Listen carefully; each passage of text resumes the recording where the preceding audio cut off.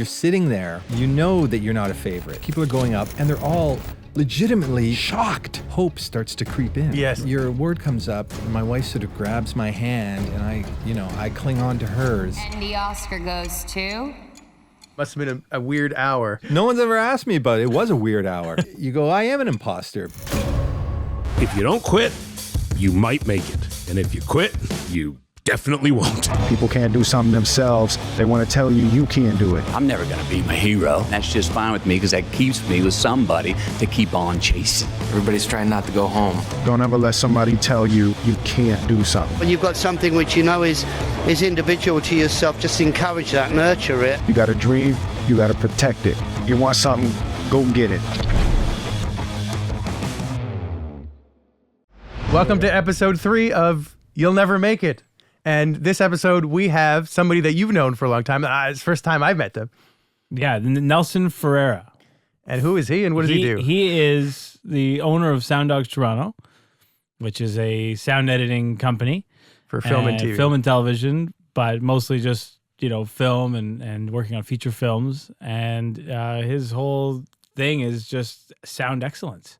Okay. Everything about sound in that capacity being amazing. It's kind of a bridge guy between your audio world and my video world. Well, ironically, I interned for him for 2 years in high school. That was my first professional thing that ever happened. I did a co-op in high school, and I did an interview there, and they took me on, and he was my supervisor.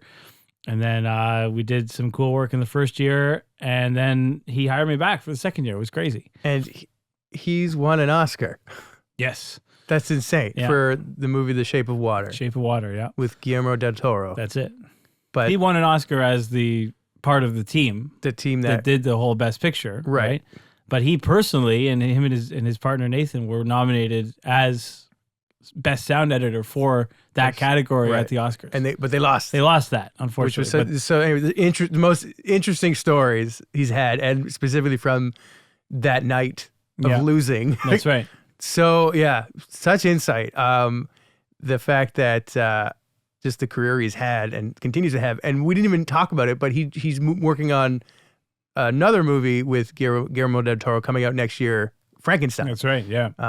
Just an afterthought. He slipped it in just as we were leaving. We were leaving, we were walking out.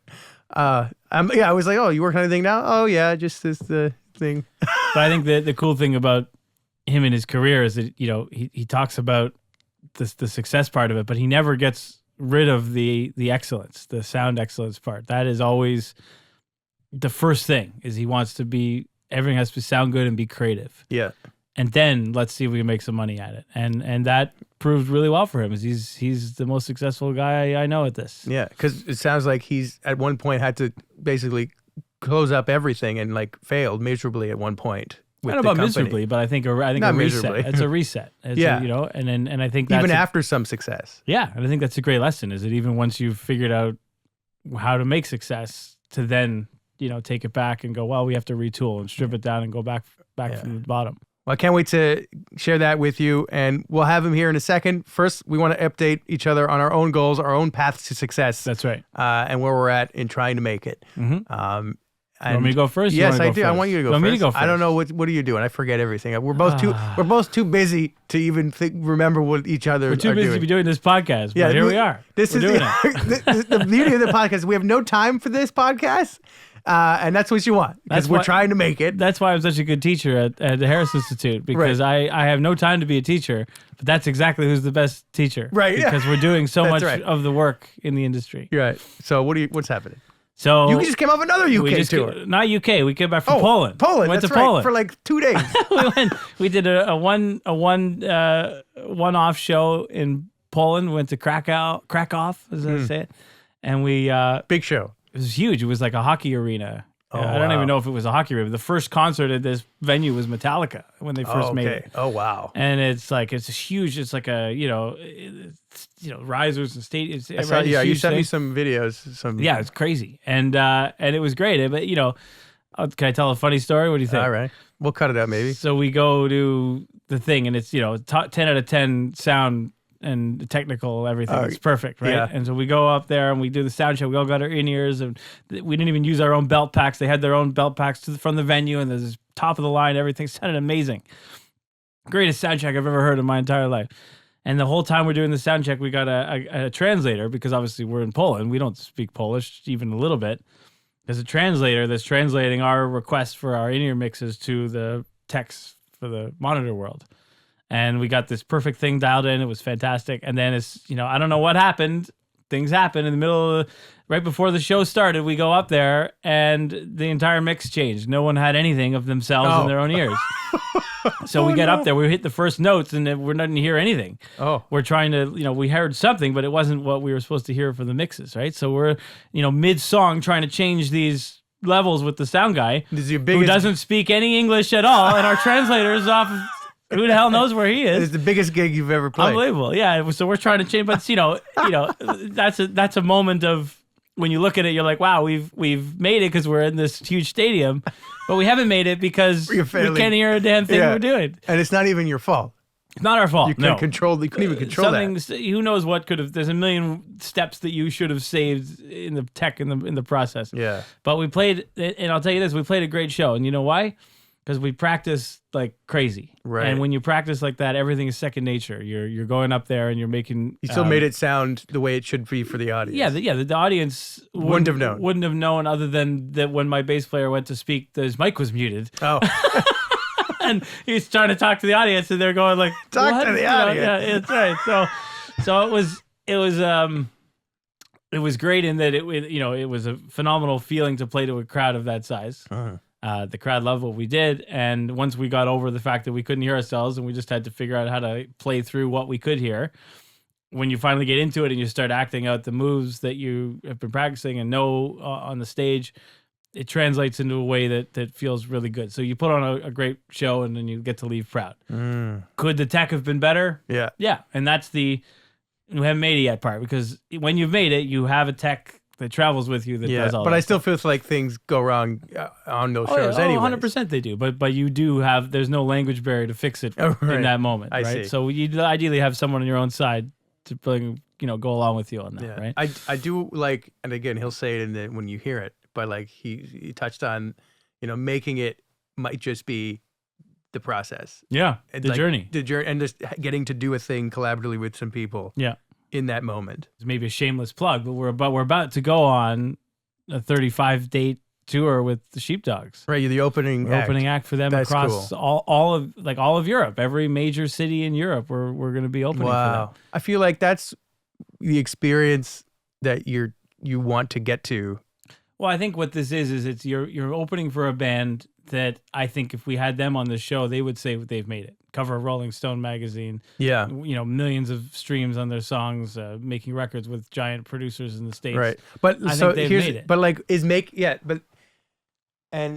but then they've made it, meaning they can go do these tours and make money. They have the clout that they can. And again, it's not like they're the Foo Fighters playing massive, Wembley stadiums and all that, but they are playing to shows, 1,000-cap rooms where there's an audience of people coming to there, where a band can sustain a real income. And that is the goal, is to be traveling and be doing those tours, right? Isn't that it? The goal is to have the hit that allows you to do that, to do those things, right? So, but you're going along for that ride. So, like that's part of, again, living in that, making it. Yeah. As you're going. We're adjacent to making it with this one, because we're traveling with, and then we just got a big message just while we're shooting this. I just came up on my watch of like, here's all the tour dates for 2025. Oh, it's wow. Like, wow. Like there's a lot, and that's just, it's October now. We already got summer of 2025 filled up. So it's like, okay, well, it's not actually summer, right? It's more like late spring. But that's already, like, festival season's already. We're all overseas. I mean, Europe again, yeah. Wow. So it's like, amazing. Okay, that's cool. You get to see that, right? And the fear, the rumor is that it's like, okay, well, eventually we're going to be begging to go on tour, because every time you go, you make some good money. Mm-hmm. That's, I think, closer to making it. Right? Yeah. So these are all the steps towards that, and hopefully it goes well. I mean, so that's where you are with that. What about you? Where are you at? I don't know. I guess I don't know how much I'm allowed to talk about the Food Network stuff. We're supposed to give them a new edit of the sizzle reel and a new pitch deck based on their notes. And we did that. So the way the process works, right, they they then pitched that without us internally to their like execs and the president of Food Network and whoever. So they had this meeting, and then we had another meeting with our development person to tell us what happened. And it was basically what happened was they all loved it. They thought the guy's great. But we're not sure we're looking for a travelogue series, meaning a traveling food show type of thing. Exactly basically what I said, why they might not say yes is we don't think it's for our audience right now. Right. Also, they also did say doesn't mean we're not looking for it soon. Right. Which means to say creatively, nobody really knows. No.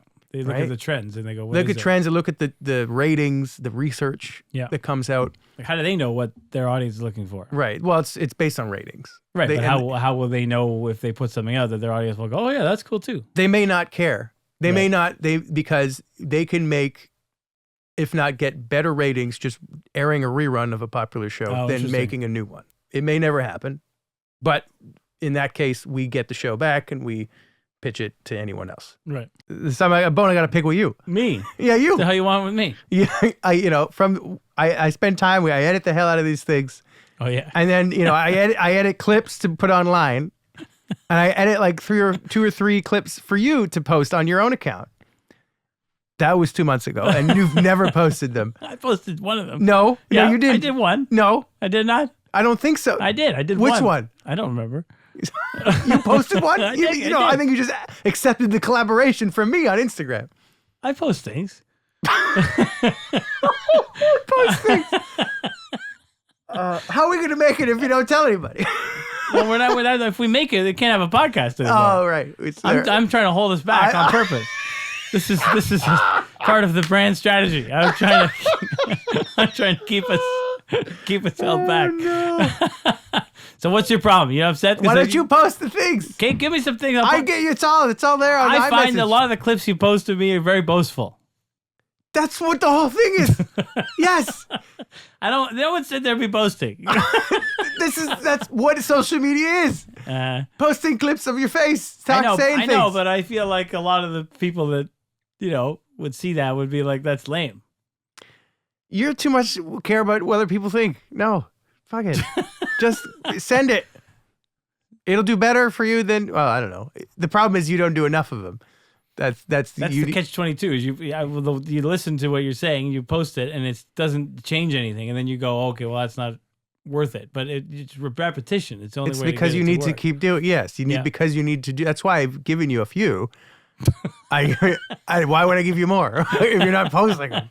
We'll spend my time. I agree. We have no time to do this or do those. I have no time to make those clips, but I still did because it's part of the plan.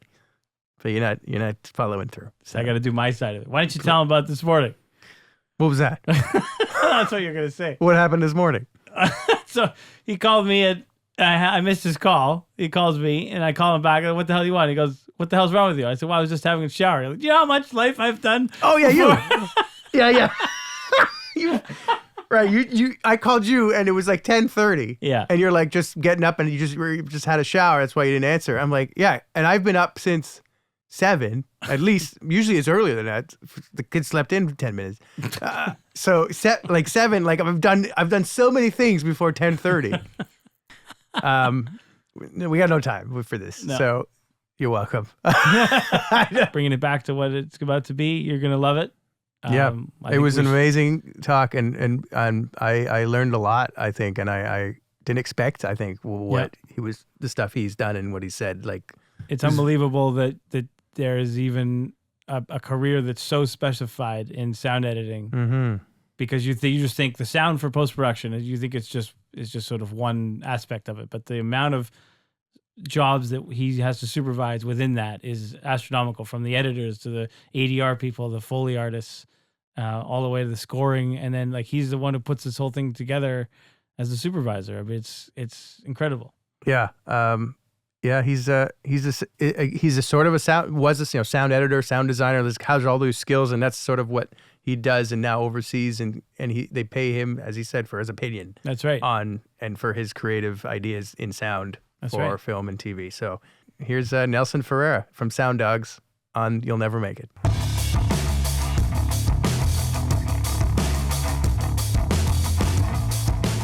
This is Joe. Hello. Hey, Joe. First time meeting. This is very nice. I love your work. Great Thank you. time. Oh, thank Yeah. you so much. Yeah. I think I like yours. I've never, not that I met, but like I just from everything I've heard from Ross, it's like you've made, and the moments just before us talking, the stuff you've worked on is like already amazing. And it's sound in film and video essentially, right? And Yeah, I mean, we just say film. yeah, yeah. My Video's mind not is a like thing anymore. I know. I'm Film video- and TV. Yeah. film and TV. Yeah, Film yeah. and TV. Well, I was just gonna say the thing that is remarkable is again like you guys actually do know each other a little bit. You don't even know it. Oh, I used to work with Nelson when we used to do Describe Video, and this was at a time when the internet was so horrible. yes. I used to go to you at the CFL. Am I allowed to say this? Sorry, Canadian. Of course you Football are. We used to go to the CFL and upload those damn TV things because they had lightning fast internet at the time. 10 years ago. 15. We're like at the Dome or something? No, No, at- at their offices. At their offices. Right, Wellington so we would and shoot front the of- DV yeah. up at our other studio with the snail internet, and then we'd go to his place and upload it Yeah. to your server. Well, you would, because we lived lived together at together. one point, right? So That's I right. would literally take the hard drive or whatever, you give it to me the file, I'd walk over and you'd set me up with it and I'd That's drop right. it for you because, That's right. So And- everybody knows everybody. Everybody really. So I it's didn't- all- It's all coming back to me. I love these things that it would be relegated to your subconscious for the rest of your life. Yeah. Were it not for someone else to bring it up. That's right. It's We're sorry. fantastic. No, and we did some cool stuff back then. But I remember you were always like, "So what is Describe Video?" Yeah. I'm like, I don't well, know. it's, yeah. What is it today, Yeah. actually? I mean, do you want to know? I do. It's the same thing it was at the time, which is just, it's closed captioning, but for the visually impaired. So as opposed to having text appearing at the bottom of the screen that you would for a hearing impaired person, you've got a voice in the soundtrack describing the action. He picks up the cup, he brings it to his lips, he takes a drink, he puts it down, and then the character speaks, right? So you're just inserting voiceover between it. And it's not just for the visually impaired. A lot of people have told me now, oh yeah, my elderly parents just have that on all the time. Wow. They prefer to watch their shows on TV with that. So anyway, yeah, that's another side hustle we had going for a while. That's a blast from the past. You're But still doing that or no? No, I mean, look, largely, like with so many things coming, I think AI is going to run the day on that. So I got out while the getting was good. Okay. Yeah. Yep. That's Probably totally better that way. That's yeah, right. That makes total sense with the AI for that, for sure. Wow. Yeah, Totally. Because you were recording the voiceover here in your studios. That's where we really got the privilege of being able to be where we are. Like I won't say it was entirely because of that, but because of the ability to work on something that was financially stable. Yeah, it definitely keeps the lights on. Yeah, it allowed us to do this. It's just like boom, boom, boom, boom, boom. You're in record all the time, and it's just like tick, tick, tick, tick, tick. And tick, it's tick. every show on any Canadian broadcast channel. It's been needs it? mandated the way closed captioning is mandated. Where now pretty much 100% has to have it. Describe Video started at 5% and has grown year by year because the government has mandated it, right? Yeah. So now it's becoming this global thing. It's becoming huge. It's a big deal, and it's a good thing. Like it really is a good thing. Yeah. You know? But to bring it to what the podcast is, which is great, is that as you mentioned, this is a side hustle. Yeah. Which was something that was fueling both of ours at the time, but you mostly your ability to have an actual successful career in the sound industry. Yeah, I mean, it helped keep the lights on when things were pretty rough out there in a very different environment. It did certainly help to keep the lights on. I mean, it wouldn't have been, a friend of mine called me and he was in broadcast and he said, we have this new requirement. It's called Describe Video. It involves putting the voice under the mix of a show. Can you do that? And I'm like, well, it seems very easy. I mean, we had the skill set in sound editing. You could basically do it with your hands tied behind your back. Right. It's so easy. Yeah, we can. And we basically figured it out on the job and we got in very, very early on it. And like you say, it's not the most, creatively, it's not the most gratifying work you could hope for. But in terms of, like I said, just, keeping young people working and just keeping the lights on, it was a big deal. So not as a sound artist, I'll call it, or a craftsperson or whatever, but as a business owner, yes, it was really practical. Right. Interesting. Great. And so, how did you? Obviously, that wasn't your first job. No.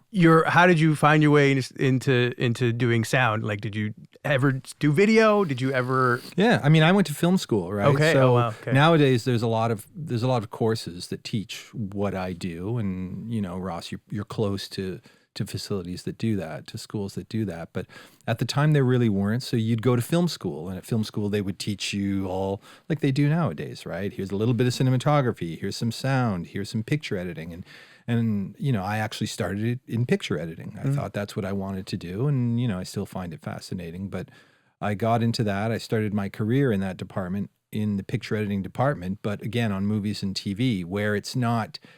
I mean, there's large infrastructure. There's a picture editor, there's a first assistant picture editor, and a second assistant picture editor, and we were still working on film at the time. So there was way more sort of, bits and pieces and media to manage, little tiny rolls of film that were stacked along a wall, tens of thousands of them.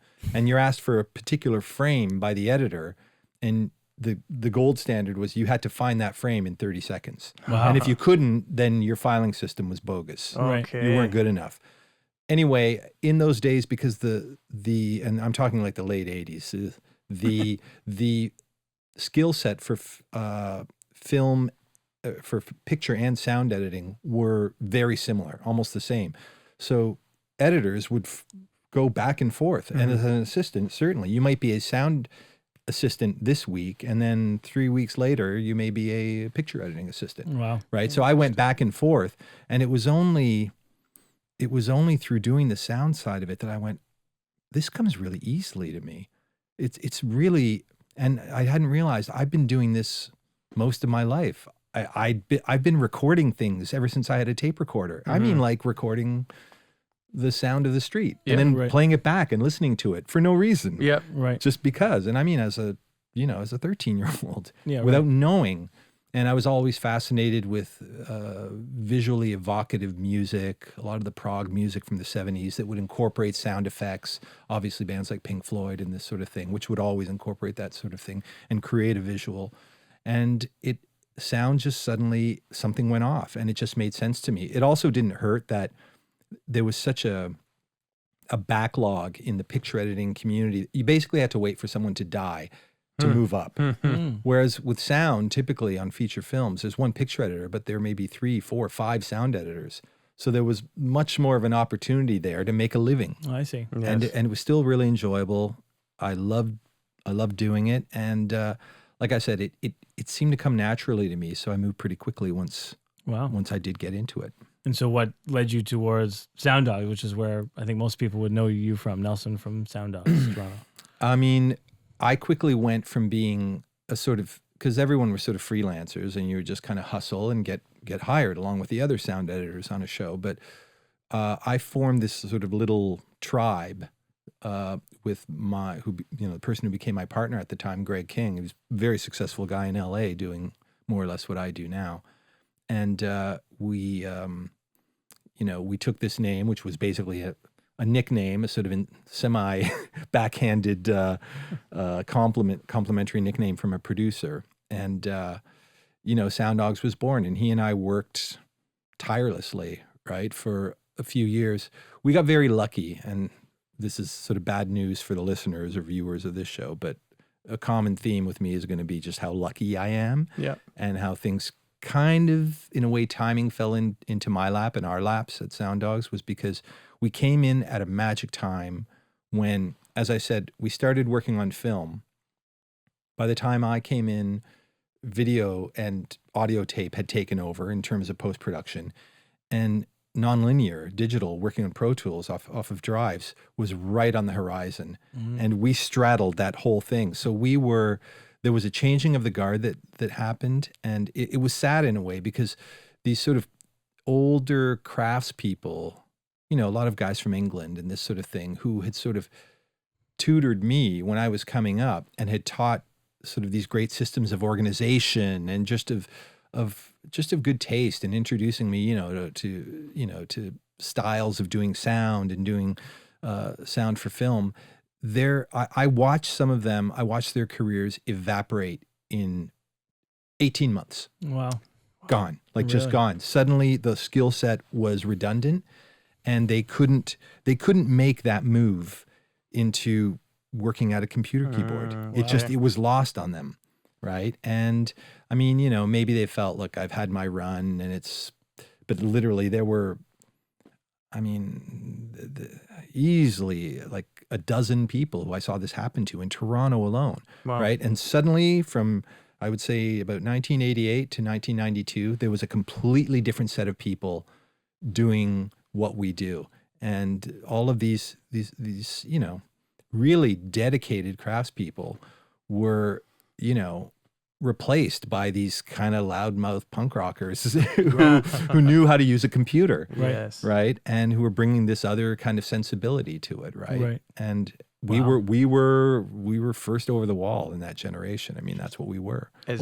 Go ahead. Go ahead. Okay, I just wonder, like, is that when Sound Dogs you founded the company, or is it after that time? We started the company right at that time. So we started it in 1991, I want to say. Okay. And at that time, it was like, we'll take on anything. And the technology made us so fast that we could, I mean, we were lapping people, right? And I mean, I don't think we made many friends at the time, because some of the very people I'm describing were not appreciative of the fact that we could just come in and go work on an impossible schedule, on this impossible budget, have a good time doing it, and deliver something which was pretty good. Like, I mean, as good as anything anybody else was doing. And it was, as I said, I don't think we were the most popular for it, but look, I mean, it was like adapt or die. That's just the way it is. And it wasn't just us. There were quite a lot of other benefactors of that. People out, like not just in Toronto, but certainly in LA. I mean, the same thing was happening. You look at the credits of movies. I mean, they just change right at that point. Suddenly there's this whole other crop of people doing this stuff. You know? I feel like the adapt or die thing is happening now, as you said, with AI and like everything you need to like be on top of, sort of. You know what? That's interesting. And I've been asked about it, and I've been sort of delving into the dark arts, as I like to call them. And it's like, who is going to have the power? Is it the people who learn to harness this thing? I mean, can it be harnessed? And are they the ones who are going to, you know, benefit from it? I like to think so. I don't know. Right? I still like to see it as a tool. And I think, especially practically for me when I see, because I work in, you know, Adobe Premiere every day. And just this, they just announced like the other day that basically you can extend a clip with AI, meaning the end of the clip, if your shot ends and you need like 3 more seconds of that, you drag it and it creates it. Like, it's insane. Where there was nothing. Yes. So like those types of tools built into like an editing program. It's crazy. Amazing. Imagine that with audio. Also saying, press a button, show me 10 versions of my edit, different storyline, or like different way to put that story together, instead of me taking 3 hours to do it. So like, that's just those type of things that I'm excited about, and are also scary, but also, you know, using it for good, hopefully. Wow. So I just saw a film recently, and it's this documentary film about Brian Eno, who and it's this generative documentary. And the screening that I saw, the filmmaker was actually there, and he basically told the crowd that, look, I have 12 hours of material fully edited and mixed, and the robot just creates a different version of the film every time it gets shown. I give it parameters. Wow. I do give it parameters. That's what he said. He won't tell us what they are, but he probably creates some sense of a chronological narrative of the beginning of his career to the current day, right? But that beyond that, really, the bot is just putting that shit together, man. What? And I got to tell you, the cut that I saw was awesome. Really? And then at the Q&A afterwards, I mean, he got interesting questions like, what did you think of this cut? And he was like, well, this one actually was funnier than the one that I showed last week. Interesting. Right? So he's surprising himself watching the thing. Exactly. And it's like, it's another art form. Yes. It's an evolving art form. And I'm like, I left going, and I still have sort of chills talking about it even, going, I feel like this is good. Yes. Right? I feel like, because he's done loads of artwork like that. Certainly there's music out there he has on the internet that is still playing and changing as it goes, right? Wow. And it's the only reason that Eno agreed to doing the documentary was because it was a generative film, because it embraced this kind of this concept, right? And the technology behind it. So anyway, yay AI, at least for now. Well, we saw AI from the audio perspective, we used it the other day on something that I was like, we can't ever use this again. we needed backup singing for something. Yeah. And we sang it normally, and then we used AI to create 3 sassy backup singers. Yeah. And then we're like, this is taking jobs away from backup singers. You can't do this. I know exactly what you're talking Right? about. And when I touched on it briefly, working on the last few projects I've been on, and when I was asked to do it, I had to consult, like doing it with actors' voices, I had to consult some actor friends of mine and just say, hey, where do you stand on this? And they're like, look, if it feels wrong to you, it probably is. Yeah, like yes, they understand the value in it, even in like recapturing an actor's voice. I recently did it for an actor who he had gotten a neurological disease, and sadly, I mean, I think he's completely lost the ability to speak. Oh, wow. But in the film, he could still speak on set, and we needed a shitload of new lines from this guy, and there was just no way we were going to get it. And his wife sent her regrets and said, look, our only option would be to revoice him with a new actor, which would be such a shame because what he did on the day was so good. So I said, hey, I got an idea, right? And so we used AI, and we created like half of his dialogue out of thin air, just using samples of what we had Right. and just giving it to the bot. It made the dialogue. And I think there's an example of using it for good. Big time. Yes. Right. But as these actors were saying to me, it's like, man, it's a slippery slope. Yes, it is. It's a slippery slope. And if it feels icky, Yeah. man, you should probably just back away from it. And I'm using that as my guardrails. Yeah, now, me too. And right? because it didn't feel right at all. And then like it was just for pre-pro anyway. But we're the client's going like, well, maybe we don't need to hire backups because this is. I'm like, no, That's you the do. problem. No, That's you the slippery slope, right? Right, but it doesn't feel right to listen to. It doesn't feel right to, you know, to it just felt wrong. Because it's so easy to just go with it. Yeah. And just like not replay. Like it's just there. But It's like easy. It's The client's going, how is that different than okay, you've Right. got a Mellotron sample. Yeah. This was recorded from that. How is this any different? It's like, well, because it's not. It's a real job. I mean, our creative descendants may laugh at us at this conversation because it's like us saying, "Oh, it'll never replace the horse and buggy," you know, Right. And you know, we'll sound like dinosaurs. But hey, if so be it. Yeah. That's cool. I'm all right with that. Yeah. In my Yeah. conscience, I'll But you think I'll sleep better. DV's going that way though, right? You think? Oh, I know it described is. video, right? Like I said, I mean, I know it is. It's a little bit different because the voicing in that field is not really seen as performance. It's like it's not even seen as like news announcing. You know what I mean? It's like It's very It's a tool. monotone. monotone because the point is it's not supposed to upstage the drama that you're watching on screen. Yes. Right. you It's like know. Siri kind of talking back. To us, Very just much like so. that. Yeah, that's actually a good example. But So yeah, back Yeah. in when Yes. you were starting Sound Eyes, Yeah. back to that. What was like the first big film or television show you got, and you were like, "We did it." Yeah. Oh, yeah. Because it's more the theme of this show. It's Yeah. not about AI. This is all fascinating. Yeah, but, it is. we don't but, make it in, but perhaps Yeah. Okay. So, I mean, each little milestone felt big at the time. Like you guys must understand. Yep. It's like, you're like, oh, I made it. Yep. Or finally. So, but I would say that, I mean, there were bigger things that we had done. Like, look, I did a bunch of Jean-Claude Van Damme movies that Wow. they made a shit ton of money, and he was the biggest star in Hollywood at the time. And you know, they are what they are. I mean, if you know those kinds of movies, right? But there was a lot of craft involved in them. You know, we really brought it. I mean, it was Hollywood movie making. It wasn't doing, you know, no discredit to, you know, Canadian movie making or the people who do it, but it was, you know, on such a high level in terms of the sheer amount of sound and the power behind it and the mixing behind it. And it was just, it was so much work. And we were still very much kids at the time. I mean, I was still probably only about 26 or 27 when we got into that. So for me, I was like playing with the big boys. It felt that way anyway. And so I kind of felt like that in a way, but personally, for me, I don't think I really felt it until like 99, 2000, because we got an opportunity to do Darren Aronofsky's second big feature, I think, was Requiem for a Dream. Oh, right? wow. Yeah, which in hindsight, it's become this very iconic film, an iconic sound film as well, right? And we were there for the whole thing, and you know, I cite that movie not just because it's historically relevant, but because I was aware of what was happening at the time. Like I remember taking home the VHS, the screener, and watching it that night and going, holy fuck, like this is it. This is the aesthetic.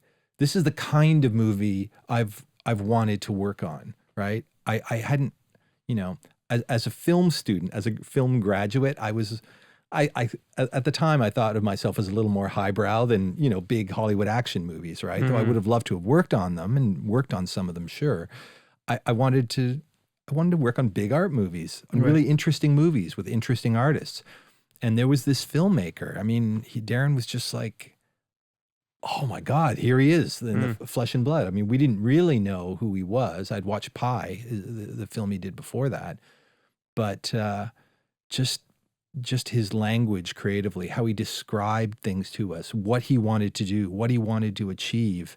It was on such another level creatively, and it just resonated with me. And that's how I knew at the time it's happening. This is it. And I knew it was a slam dunk. Like the movie was, we could have fucked it up, and it still would have been a great movie, I hate to say. But I just remember him saying, we sat at our first meeting and we'd watched the movie, and our first sit down, he flew up with his team to Toronto, and they were all super cool. They were our age. I mean, he was only 30 at the time, right? And I remember him saying, so guys, he just kind of threw down the gauntlet and he said, I'm going to ask you guys for everything. I'm going to ask you for ideas for every idea you've got. And he said, 90% of your ideas I'm going to throw out. But he said, the 10% I keep is going to be the best work that you're going to do. Wow. like they're the best work you've done in your career. Yeah. And I kind of I was thinking, that's kind of fucking arrogant, man. This guy for a 30-year-old filmmaker. But he just exuded this creative confidence and this clarity of his vision that, man, you just had to give it up for him. And he delivered. I mean, it was stunning. It was just a shattering movie, right? And, suddenly the door opened a crack bigger. Suddenly we weren't just, the kung fu guys. Right. You know what I mean? Right. Like we suddenly got the attention of, I'll call it some more serious filmmakers, but creatively serious filmmakers, right? That we just didn't have before. Yeah.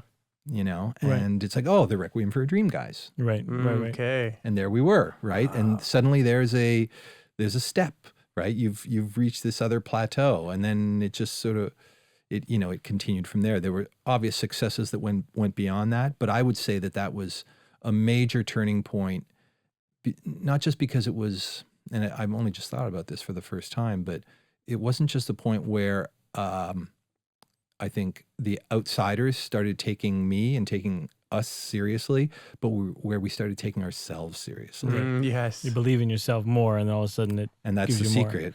I mean, that's the sauce, man. It's just to be able to swagger into a room. Yeah. Just to be given just that little kind of edge that But while still being good though. That's the key. Yeah, it's not just, it wasn't bullshit. Yeah. I mean, it wasn't bullshit. We did bring 90% or whatever was 100%, and 90 did get thrown away. Right. And it was just like, but you have the confidence to take a leap of faith creatively and to say in a room, hey, here's a crazy idea. Right.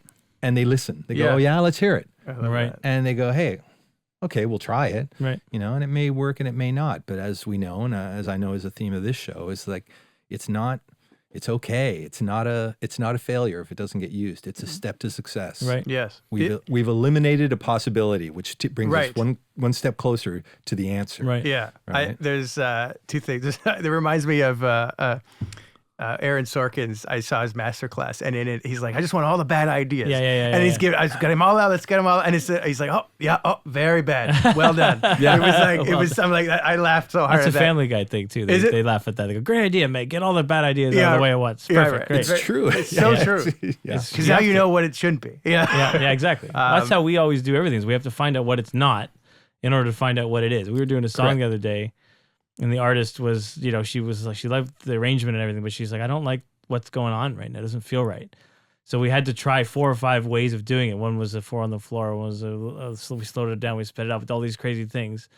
And then it was only when we found out, well, none of those are it, that we were like, well, this is the only other option. It's like, oh, that's it. Oh, okay. That was great. So in music, it's a little different because there's a sort of a finite amount of grooves you can put into something that works. Huh. But in that scenario, we were able to find exactly what it was and then go, or what it wasn't, and then go, well, here's what it then has to be. And then it ended up being that. Right. Because anything creative is not, it's not bricklaying. I mean, you're not, it's not like there's this finished picture. I mean, I'm sure like you as a producer, I mean, you too, right? May have a view in your head of what the finished product should be. Right. But ask any filmmaker, they'll tell you that typically, ask certainly a script writer, like a screenplay, anyone who writes screenplays, they'll say 30% of what my original concept is actually up there. Right. The rest But it doesn't mean that it's bad. What's up there is bad. It's like, oh, there's unexpected turns and changes, and it evolves into something else. Right, exactly. And that's cool. That's okay. It's like a step in the wrong direction is not a step down. Yeah. It's just a cross. It's just in a different direction, right? Artistically. I think when it comes financially, that's hard to swallow. But artistically, 100%, that's what it is, right? Totally. I think to what you were saying earlier, when you were saying like you think you got lucky and part of these things, well, we always say that like it's preparation meets the luck is what creates the success. Yeah. So the only reason you got lucky was because you were at a place where you already had it figured out, and the luck was the opportunity that was presented to you. Yeah. I feel like I was ready. I feel like I was ready when the opportunities presented myself. Right. Which is not to say that I haven't shit the bed before, where it's like some opportunity was there and I ended up missing out or something. I don't know. I'll never know. But and again, the bad news for anyone listening is that it's so much, as cliche as it is, it's so much right place, right time. Like it is. But if you're not prepared, it doesn't matter how right the place or the time is, you're gonna fuck up. Right. And it's not, and so it just like you just have to be ready. And I don't know what the answer is necessarily in terms of being prepared. You can only be prepared as you can be. But I guess it's more like what I said with Requiem is sort of like be smart enough to know, oh my God, it's happening. Right. This actually is the time. Right. Like, don't be blind to it. Do you think you make your own luck though? Is that possible? Or like in whatever that third party is, do you think you manifest your own luck? Or I think you can by being a good person. Right. Mm-hmm. It helps. I think I'm not going to comment on it in a professional,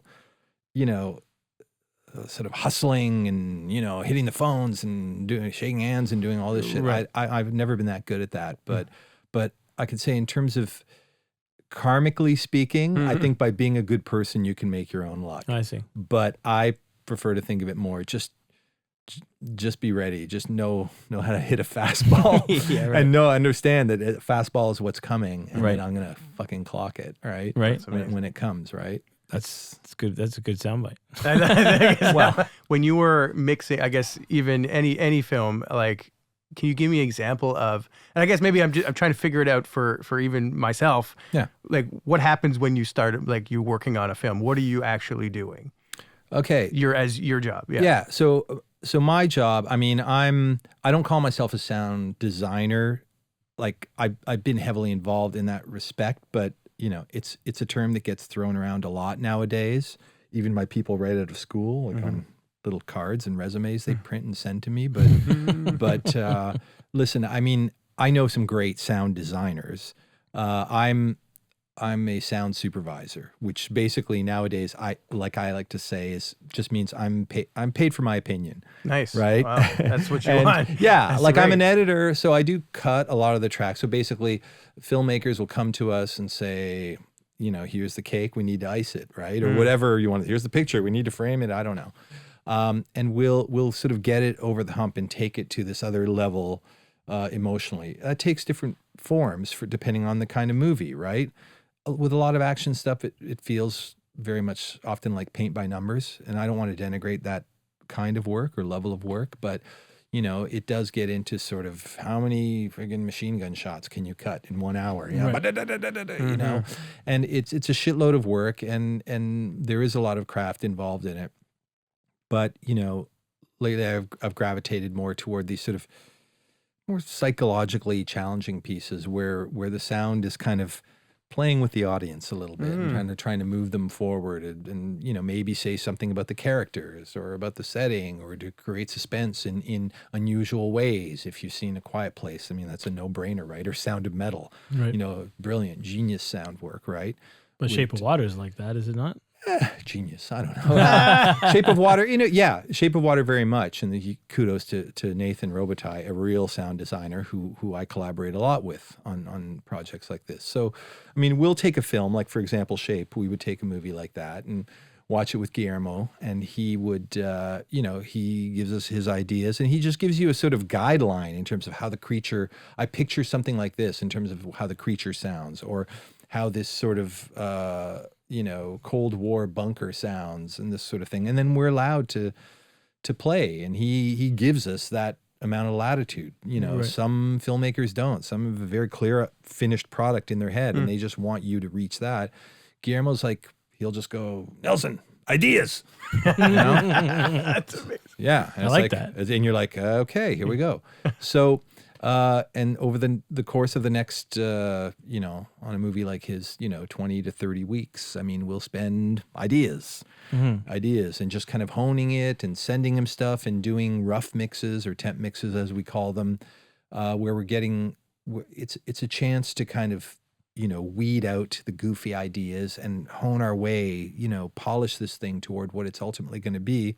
It's also a chance, like you see commonly in bigger Hollywood movies, for them to test the movie, to get it in front of either family and friends or a paid audience, in a theater, 100 people who fill out questionnaires. Yeah. And sometimes they even film the audience watching the movie. Yeah. And then they'll create a split screen Right. of like, you can watch the audience watching the movie as the movie's happening. So you can see, it's helpful for things like comedies, Right. Yep. right? Where you can see if an audience is getting bored or distracted, and you can hear them laugh, Right. and you can tweak the cut to make things funnier in subsequent cuts. Yeah. Anyway, we'll do this temp work for 20, 30 weeks, I don't know, and then we'll end up going into onto a mix stage, typically a theatrical mix stage, like something like any of the cineplexes you go to.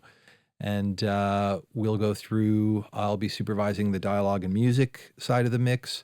Nathan will be supervising all of the effects and Foley. And we sort of mix in our separate theaters and then bring all the like just sort of getting everything balanced relative to itself.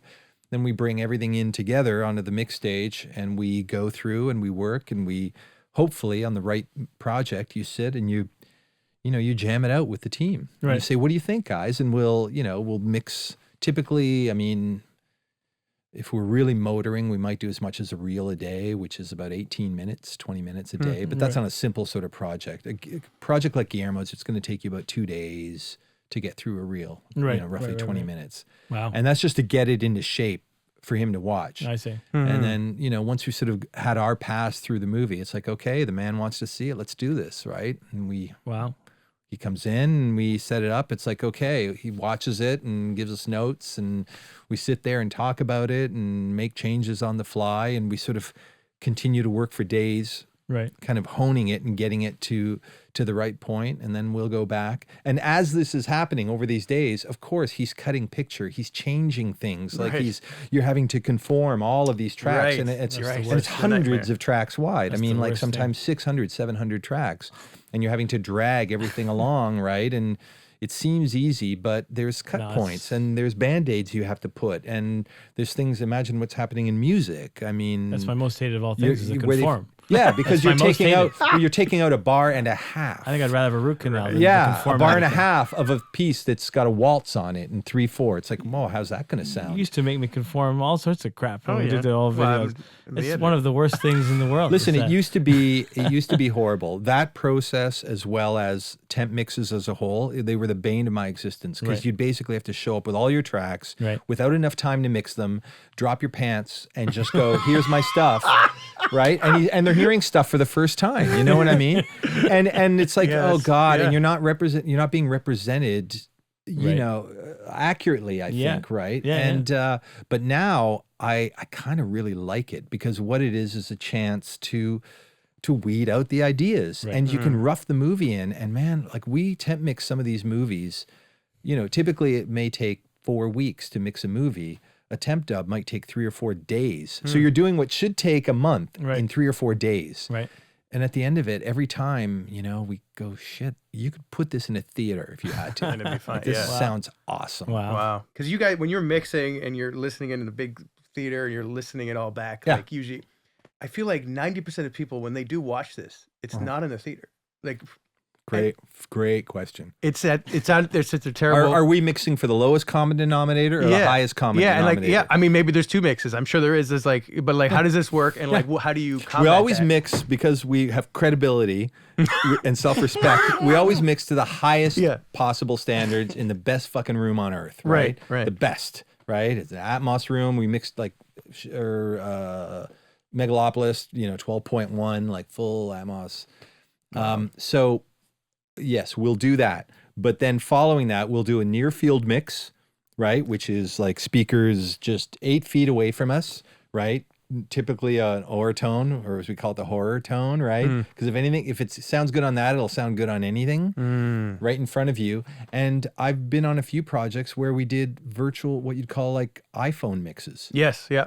Where then we play it back, like not on a phone, but on like a fucking speaker this big. Yeah, right. Yeah. Right? Just to hear the mix and hear how it translates. And then they're just like relative little balances you'll do. You'll just find that the dialogue isn't poking as much or something. Yes, So let's bring it all up 1 dB and bring the music back a little bit. They're just general sort of balances you do. But look, everything has to mix relative to everything else. And it's kind of like a puzzle. So you have to have the greatest clarity in a kick-ass room that's just moving air. I mean, you've probably seen them. We have in one mix room we work in where we mix Shape of Water, there's a big metal box with a button that says stop.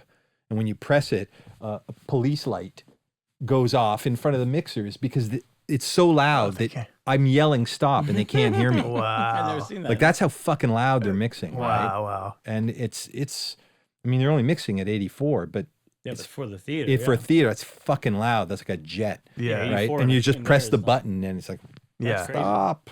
You know? What I do love is when the times I do listen to anything, watch like a good movie, like on headphones, and just to hear the intricacies and the beauty of the sound right there.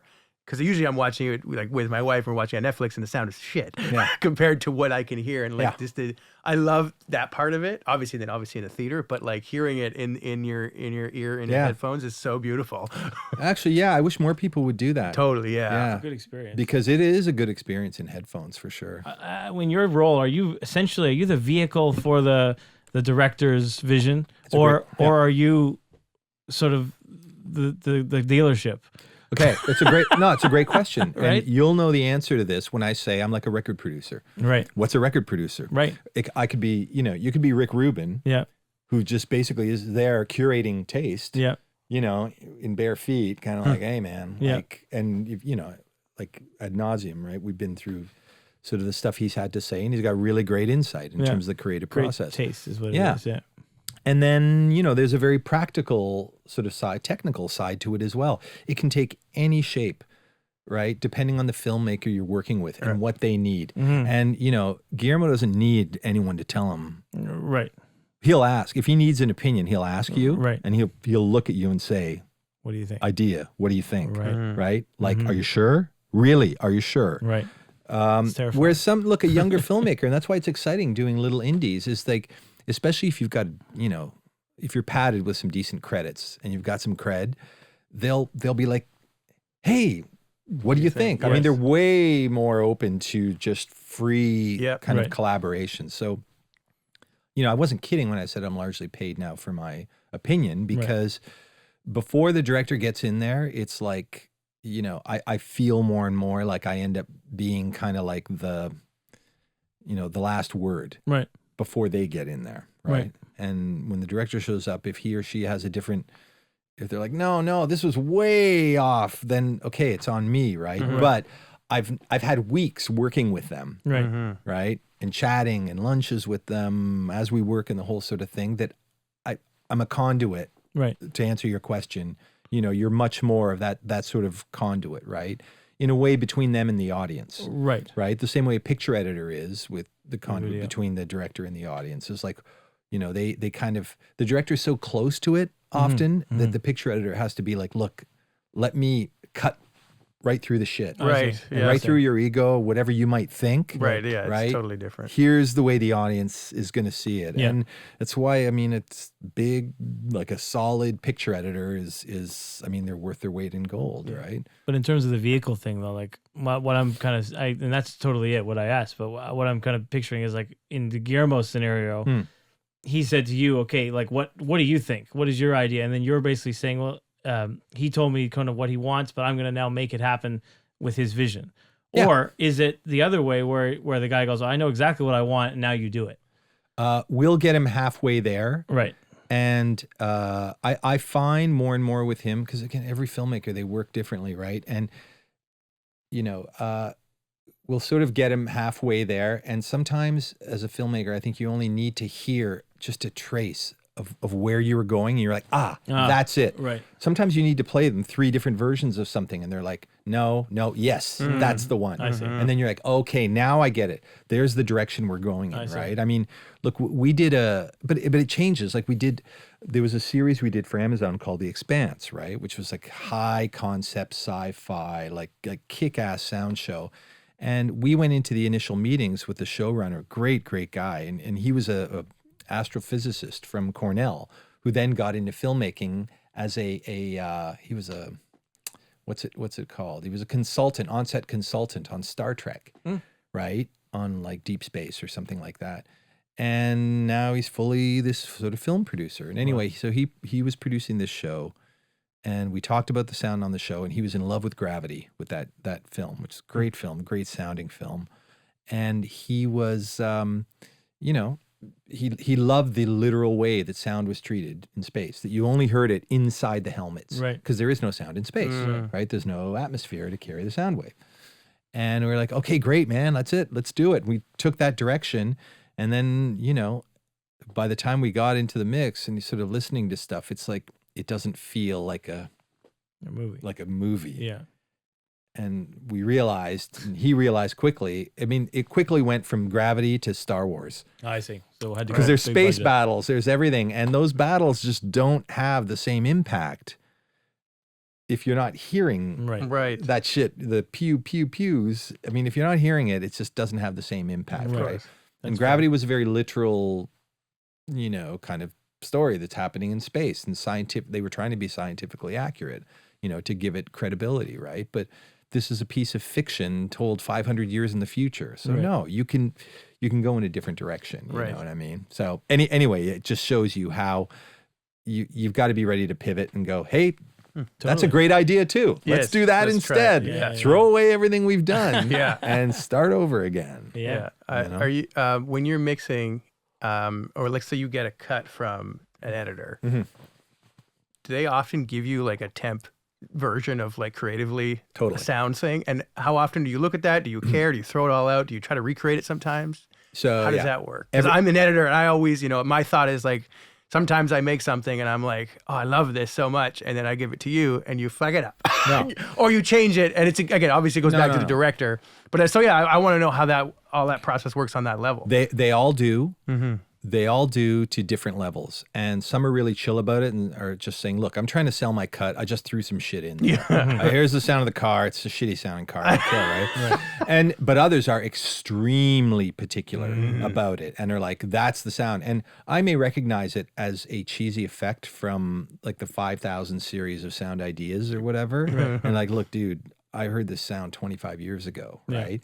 But man, there's a term has come up now called temp love, right? Where the filmmakers end up having this temp love. Yes. Because they're used to hearing it a certain way. So even though you bring something kick-ass to the table that sounds dynamically way better and way cooler, you hear it for the first time, it's different, it's off-putting, and you're like, can't we go back to what we have? So to answer your question, we use it as a guide, stylistically as a guide.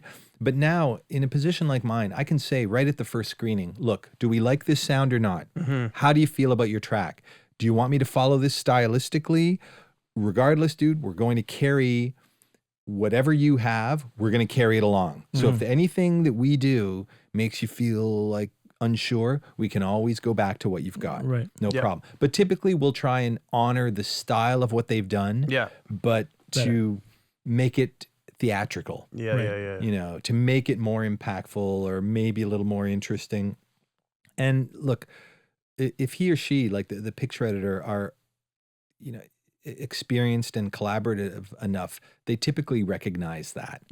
And you'll get props. I mean, they're always like, I love, you know, what I had was like this, but I actually kind of like what you did much better. And often there's a combination of the two. The really good people is that you can create something that plays with what they had. And then you sort of make everybody happy, not just for the sake of making everybody happy, to actually make it cooler. But that's some of the best times in creatively, right? When like you've built something and then you especially me as an editor, somebody takes it and it makes it better than I had it based on what I did. It's like so great. Like that's why you do this. Like the team aspect collaboration of it. is just magic sometimes. And and great designers, they know that. I mean, they hear it and they see what you're trying to do and they like, I know what you're trying to do and I can get you there.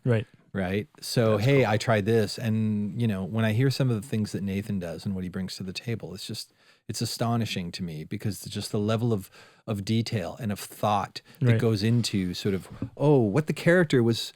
I thought that what the character was going through in their head at that time might play differently here. So I had the trees being, you know, the wind in the trees being way more violent and being way more, and it's not way more, but it's just subtly so. Right. That it just makes the audience feel a certain way. You're fucking with them without even them knowing it sometimes.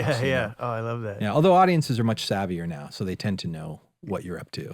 I find. We call what you said, you call it temp love, right? We call in music, we call it demoitis. Demoitis. I like that. And that's something that it's another strain. But it is. Yeah, it's another disease that you got. But I'll tell you what's weird about sort of just seeing it in your context is you have that demoitis or temp love fight with every sort of element that they've inserted into the movie. So if it's a 2-hour movie, they might have done that throughout, right? Yeah.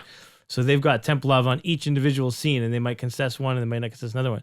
In music, the demoitis is actually the piece, right? So like their whole song of 3 minutes, whatever, they are in love with their version of it because they've heard it a million times, and then you change it and make it so it is commercially viable, and all of a sudden they go, I don't like it. So let me ask you this: do you find yourself having to explain it first?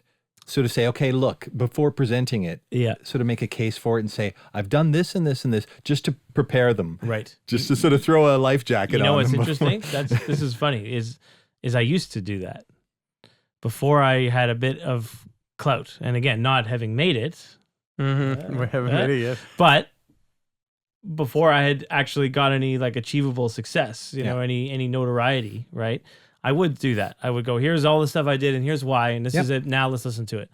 But now I kind of go like, yeah, that's why you're paying me to do it, right? So that's the confidence thing, right? But it's also, you can be wrong at any point, and that's terrifying. Yeah, I think, you know, you're probably like me in that you read the room and you know when you can be unapologetic.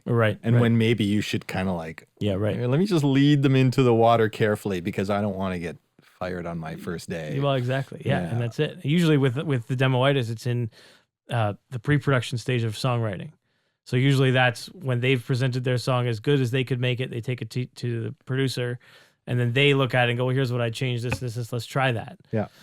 And then after that awkward phase of figuring that out is done, then you sort of are all on the same page and you're moving forward. So there's not much that's going to tweak them at that point. Yeah. But it's that first step where you're like, we're changing, this chorus is now no longer here. It's this now.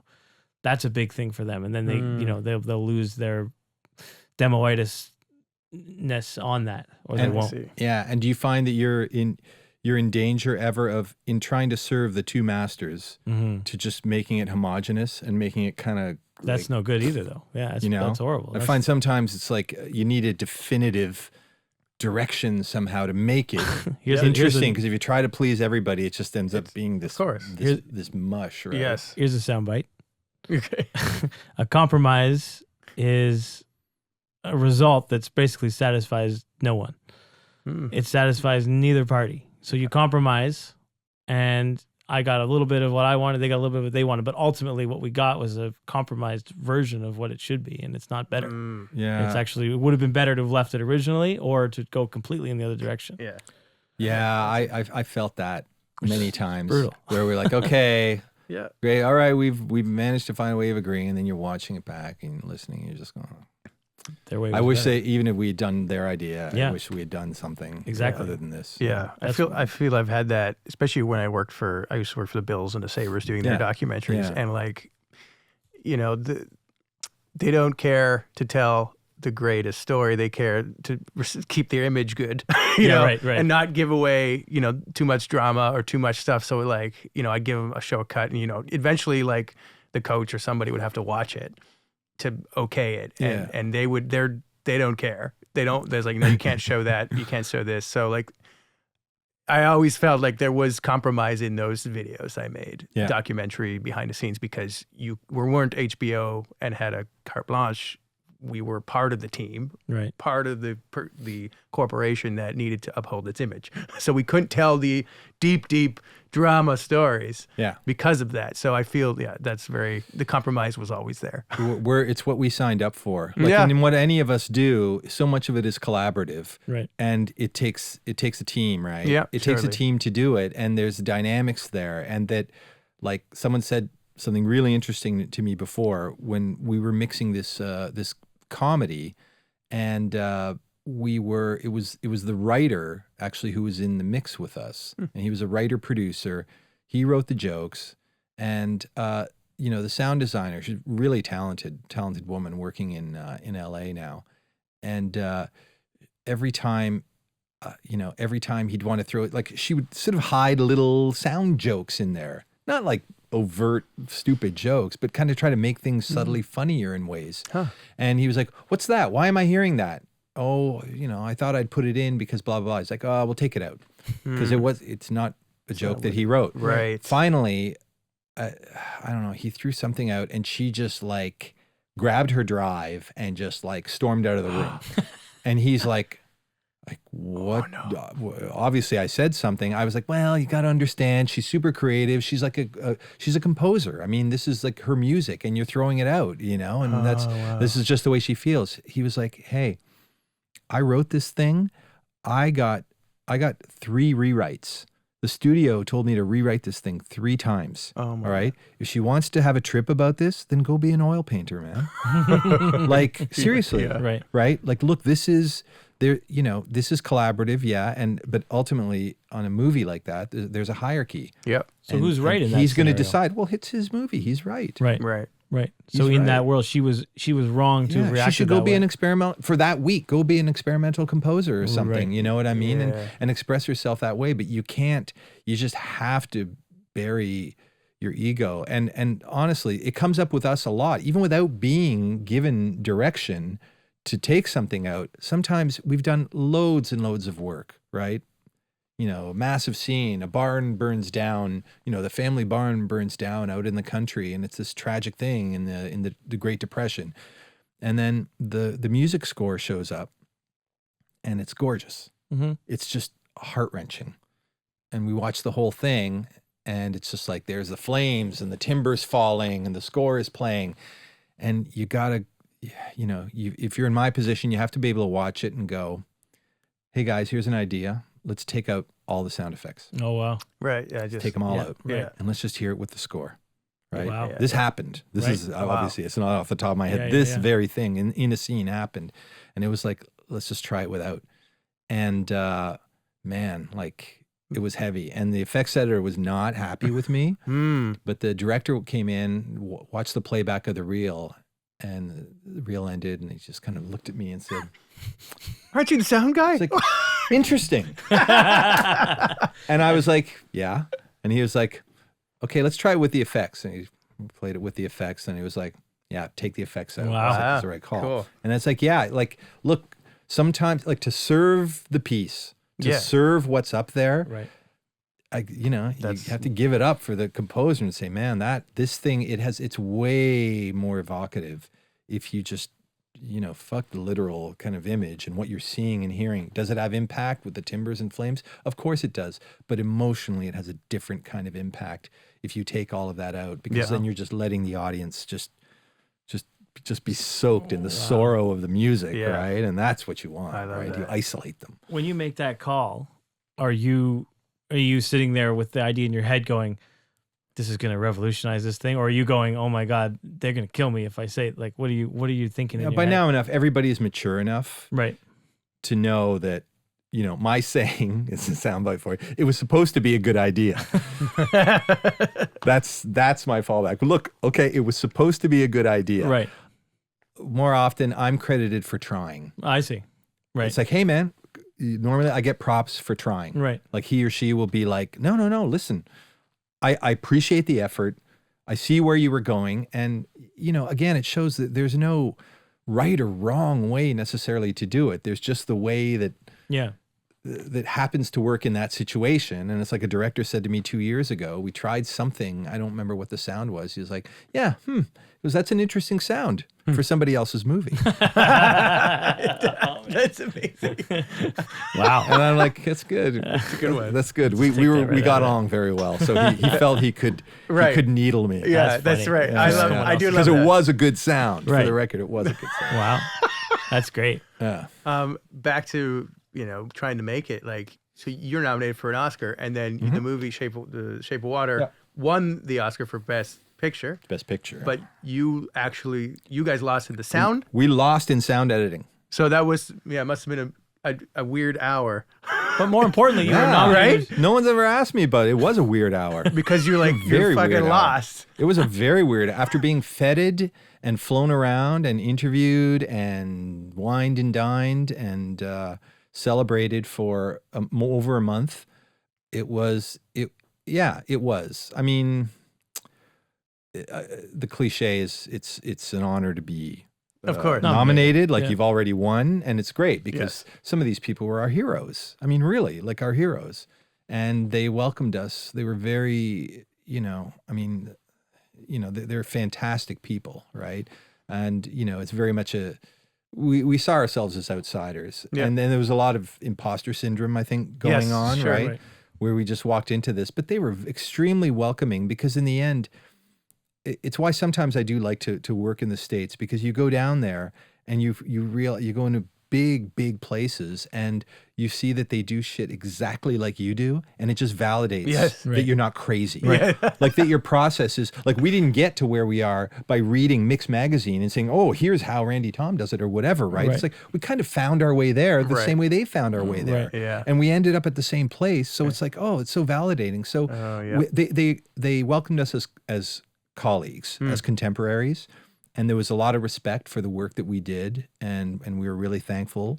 It was a lot of fun to meet them, and look, we knew that we were I won't say long shots.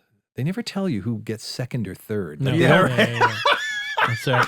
You know what I'm saying? They never tell. They only tell you wins, but I'd love to know that. Did we come in second? Yeah, right. Yeah. As long as we beat Star Wars, right? Which I think we did. But no. That's a good there point. was. But that hour, because you're sitting there and you know that you're not a favorite, and you're sitting there, and then and there's a few awards before the sound award, and people are going up, and they're all legitimately like gracious and shocked. Yes, they can't believe it. Oh my God, this wasn't supposed to happen. I don't have a speech ready, and it's legitimate. Yep. And so as you're watching, hope starts to creep in. Yes, it's the worst. It's like And they you're didn't tell like, them. hope starts to creep in, and then it comes up, your award comes up, and I remember sitting there, and they get down, they go through our names. You are the nominees for achievement in sound editing: Dunkirk, Richard King and Alex Gibson; The Shape of Water, Nathan Robitaille and Nelson Ferreira. And my wife sort of grabs my hand, and I cling on to hers. And the Oscar goes to Dunkirk, Richard King and Alex Gibson. And then I go, of course Dunkirk won. Of course it. Of course. Right. You know what I mean? Like you go, I am an imposter, because of course Dunkirk. I mean, this guy is Richard King. I mean, the guy's a legend. He's a friggin' legend. He just did Dune 2. Have you heard that movie? Right. Not yet. I gotta watch it. It's staggering work. Like it's incredible, right? Wow. But yeah, you realize, okay, let the party go on. You know what I mean? Yeah. But yeah, it was a nice silver lining that Shape wound up at least kind of winning Best Picture, and we all went down and got on stage and everything. That was pretty cool. That's great. And as I said before, if I talk about the door opening a crack more. I mean, the door blew off its hinges after that. Right? It would, wouldn't it? Yeah. Wow. Like there's I have colleagues in LA who've been nominated for Oscars and who still have to pound the pavement for work because there's lots of accomplished sound people in LA, right? But in terms of up here in Canada, I mean, it's a calling card. Like it really is a calling card, and it's not like we know or I know a lot more after that than I did before. Than before that 1 hour. Yeah. I don't. I mean, I really don't. But it's just that I think maybe it's like the confidence that it gives you and the self-assuredness that it gives you that, what, maybe I'm not an imposter, and that maybe there is something I brought to this, and it would have sounded different. It would have been different had somebody else done it. You know what I mean? It probably still would have won Best Picture. I don't know, but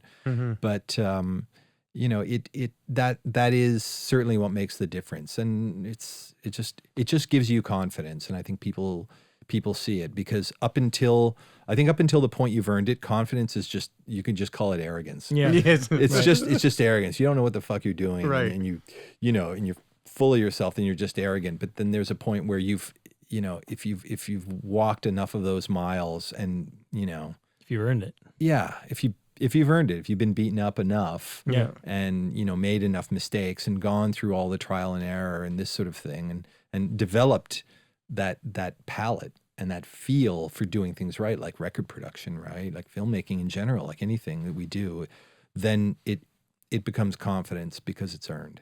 Well, here's one for you. Yeah. This is sort of a little different, but like when we won that Emmy, Joe and I were on that together. Right? He brought me into the thing, and we did that. I remember. When we won that thing, I remember, who my parents were always extremely supportive, as we had mentioned earlier. Like the parents supporting in something like this, very important, right? And when I won the Emmy, I told my mom, and she literally was like, "Oh, now it's all worth it." And I'm I don't know anything more than I did before. I'm not doing anything different. It's not like the doors didn't open up for music production because we won an Emmy. Right. But it certainly is a good confidence piece. But at the same time, it's like, well, that's not why we did it at all. No. We do it for the opposite reason of that. It's not. And the curse of success is that it's sort of like, it's like, yes, the floor under you has been raised because you've achieved the success, but sadly, the bar then you're reaching for has also gone up. So true. Like for yourself, right? You feel suddenly, well, this was so attainable. It's not impossible. It was actually, I don't want to say kind of easy, but it was actually, oh my God. I did it. I did it, but it's like, what's next? Yeah. And you feel like, okay, I don't want to be the 65-year-old version of me saying, "Oh, Shape of Water, la-di-da." Like, it's tiresome. You know what I mean? It's not. I'd rather be doing even something small and interesting. Yeah. Right at that time. Yeah. Right? A lot of music guys do that. They hold on to the legacy. They're like, we want to. We got a Grammy nomination in 1985 for Best New Act, but I'm qualified to produce your record. Yeah. Like, you were the drummer in that. You were the Best New Act. Hey. You didn't produce the thing. Why are you the best? Rob's, people skills. You're the drummer. What do you mean? No, I agree with you. I agree. It's just not a good look, man. Yeah. It's just not a good look. Like, I credit to anybody who's succeeded or won anything or whatever. It's better to win than lose and blah blah blah. But man, people forget really quickly because there's, of course. Well, man, there's a winner the next year and the year after that and the year after that. And it's sort of like a buddy of mine he was a bass player in this huge band, and they had this crazy big song in the mid 2000s massive, like one of those songs that went to billions and billions of streams. They had amazing success, right? It was everywhere. Yeah. That song was literally everywhere, and that song's got billions of streams and all that. And then they've put out records since and whatever. And their curse is they've been trying to chase that. No other song is anywhere close to as many streams as that. It's not anywhere near as good.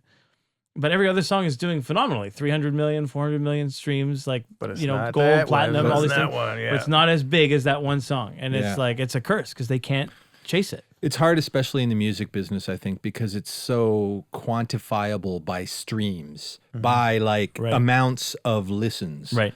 Right. Right. It's just, I can see how it can be. Yeah, still getting a few million streams is fantastic. Anyone would kill for it, Yeah, right? but not But it's for a them. fraction of what you got before, so it's seen as a failure, right? I think what's interesting is different for you, and tell me if I'm wrong, is that you get to, because you're at that level now, you can work with some really awesome directors and people. Yeah. And whether it does well or not, speaking of which, the movie you just came off of, Yeah. which was Megalopolis with Francis Ford Coppola, yeah. and you spent time with him, Yeah. quite a bit of time. Yeah. And nobody, and it hasn't done well monetarily. Well, no, I mean, it hasn't. From what he but- did, from but- what he wanted, or from how much he spent, I guess. But let's put it this way. Yeah. I mean, you just made me think of this, is that personally,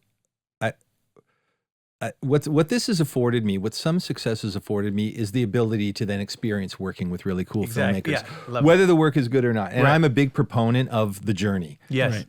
The journey, man. The journey is the art form. Yes. And That was all of also the us, title of the all of podcast. us doing this together. And Francis is a huge proponent of that. He really feels like the act of us as this merry troupe of travelers making a movie together Right. is the art form, and that the finished product, the film, is like a byproduct of it somehow. Wow. Right? Yeah. Oh, so Look, I love that. There was a point where we're mixing that movie down in Atlanta, in this place I'd said he had built out of a converted motel, and we're mixing it, and we're doing one of the wackiest scenes, like this weird fever dream, drugged out scene in the movie, and he turns to me and goes, "This is a weird movie," like as if he is like he had nothing to do with it, as if he were the first time he had seen the movie, and I'm like, "You think?"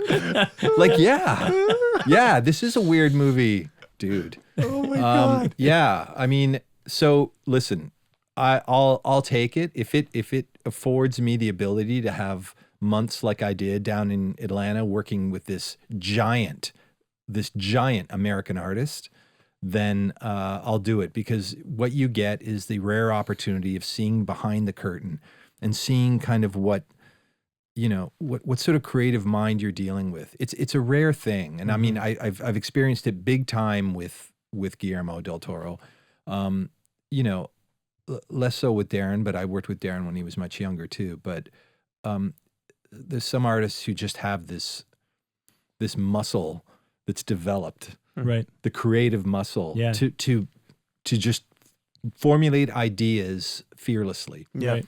Let's try this. Let's try this. Let's try this. Right. Yeah. And it's awesome to watch. Truly awe-inspiring to watch them go. Like strike out or not, they're swinging for the fences, man. Right. Like every time, fearlessly. Right. Look, in the case of Francis, he was doing it with his own money. Right. Like over $100 million. $100 million. It choked me up to say it. Wow. That's a lot of money. Yeah. And he's like, he knows the movie will probably not make its money back in his lifetime, right? But that's not why he's doing it, right? He's an artist because he's had this itch that he's wanted to scratch for all these years, that he's had this movie, and it's like, I'm 85 years old and I'm not getting any younger, so I'm going to do it. Wow. So let's get weird, guys. Like you said, let's get weird. It's like crazy. It's like, okay, and you'll see. of it. When you see it, you'll get it. Like, it's like, yeah, man. But it says a lot, though. I mean, the movie says a lot, and it challenges critics all over the world. And there's people who love it and who are saying wonderful things about it, and there's people who haven't loved it so much. And there's a place for everyone at the table. Yes.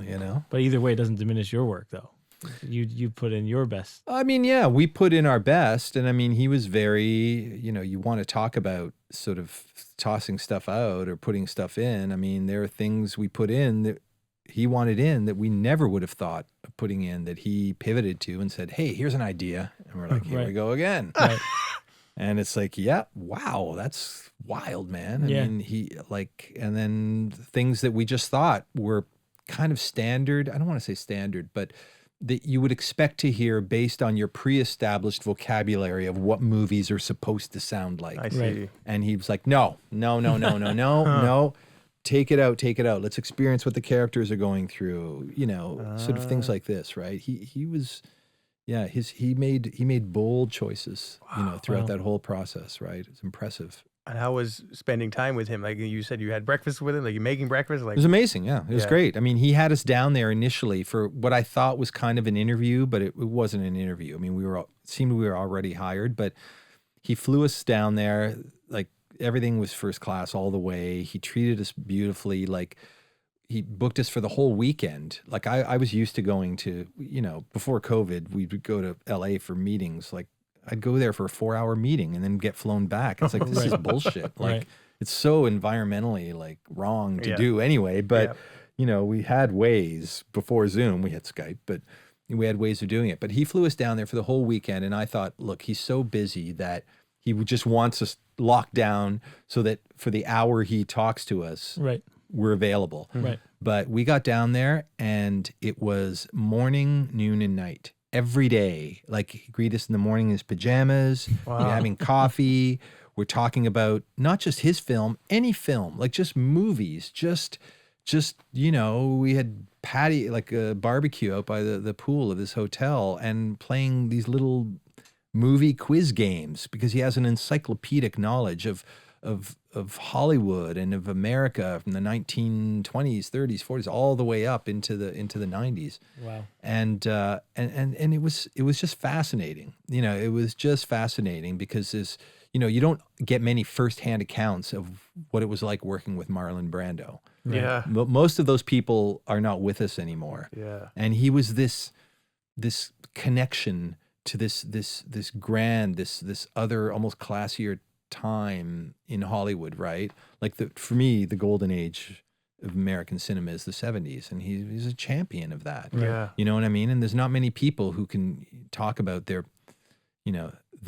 protege, George or Steven, and realize who he's talking about. Right. Spielberg and Lucas. Exactly. Wow. And how they're like, George was always like this, blah, blah, blah, blah, blah. Like very fondly, very affectionately, right?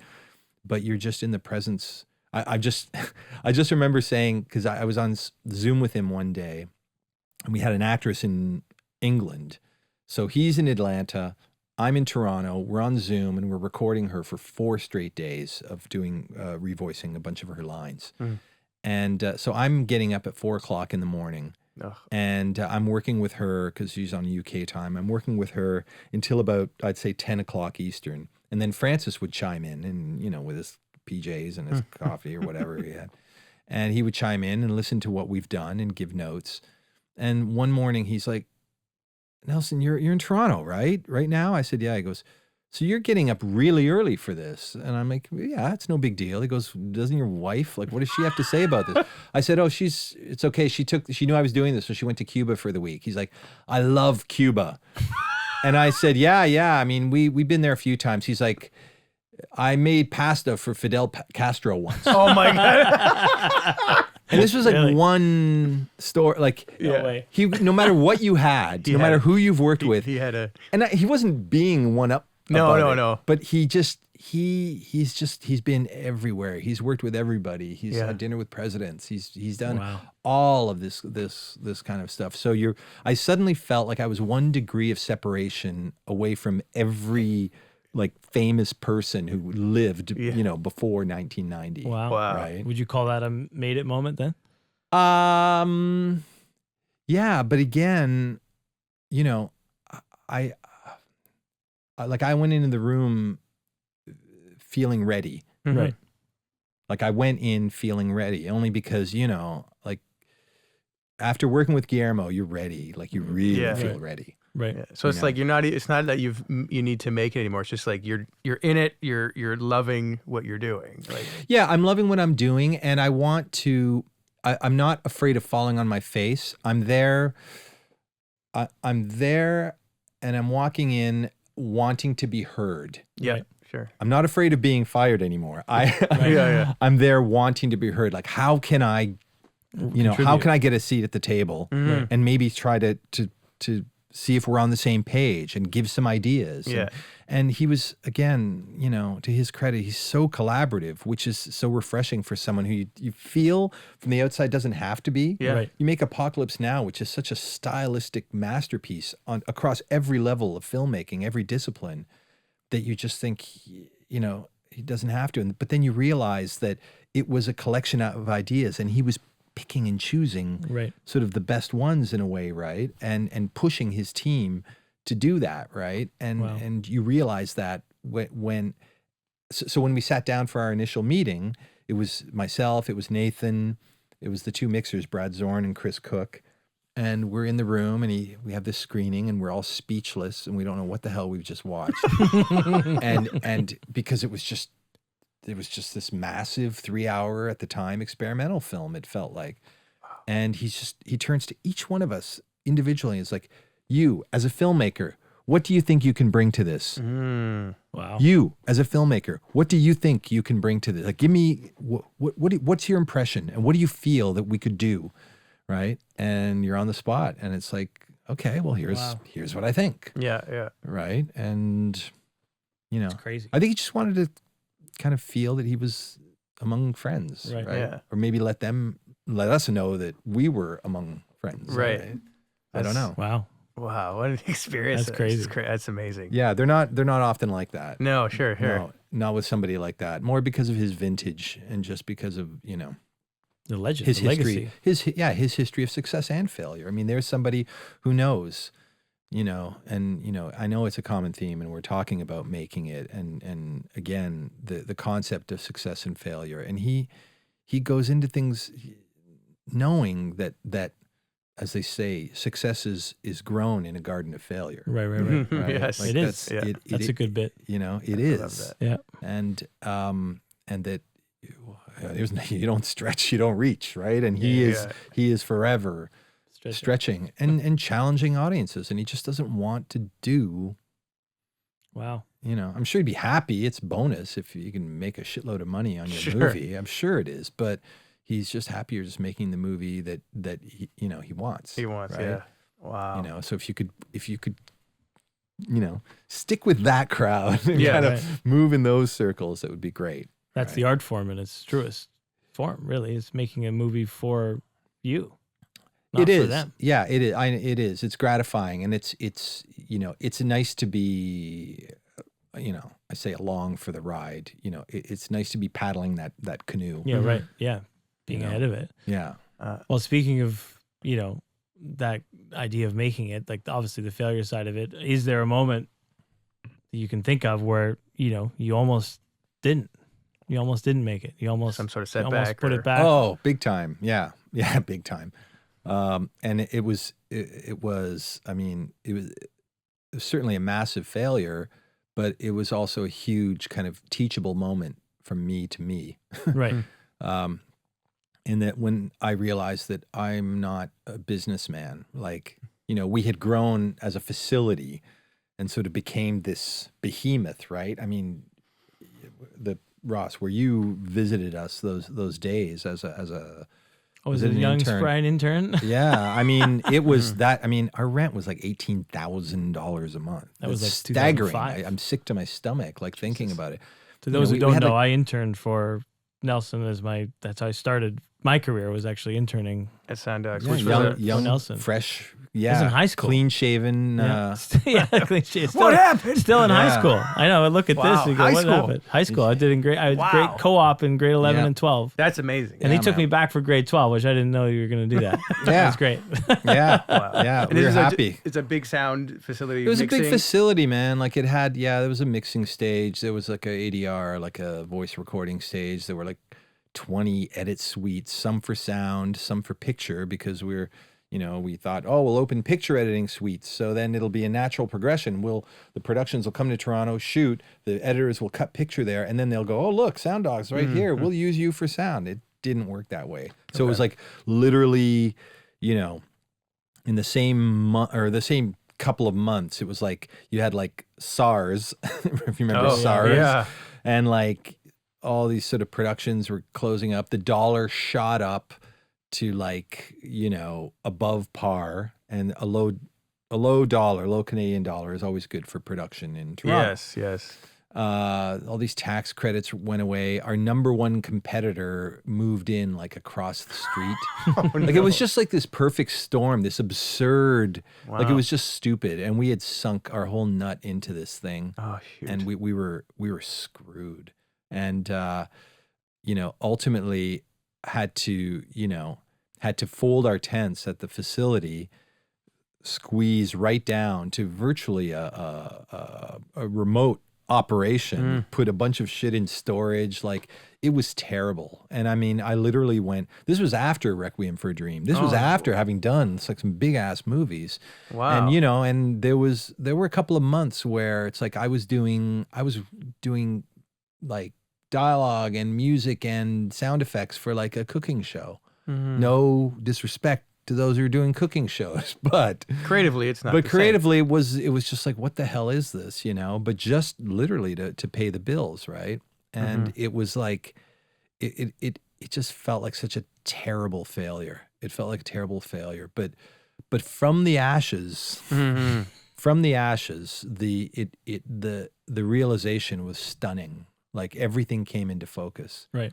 In terms of why I wasn't happy, in terms of I had been losing sleep worrying about paying rent and about like security cards and all this bullshit. That was just like, this is not you. This is not what you got into. And my wife was a huge, huge factor in that, and sort of helping me through that. And then I was like, you know,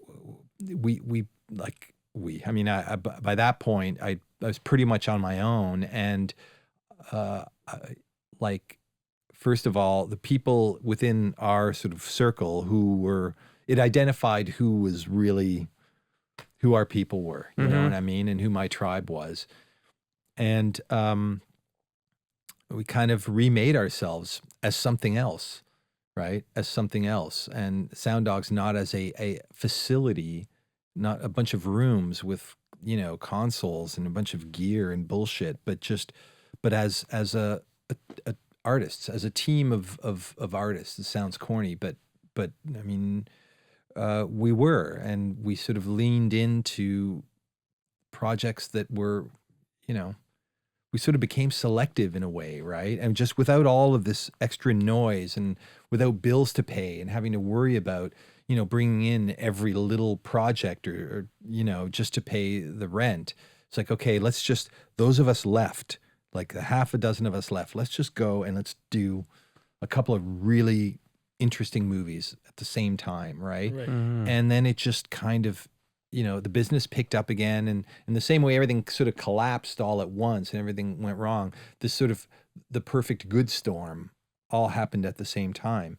And I don't know, making your luck, right? Yeah, I mean, maybe karma had something to do with it. I'm not sure. But then the right kind of projects came along, and I was in the right place at the right time on a couple of key, just a couple of key times where I just happened to be at a coffee machine at the right time and ran into somebody, and they were like, "Hey, it's funny I ran into you because Guillermo's got, you know, he's," and I hadn't worked with him yet at this point, and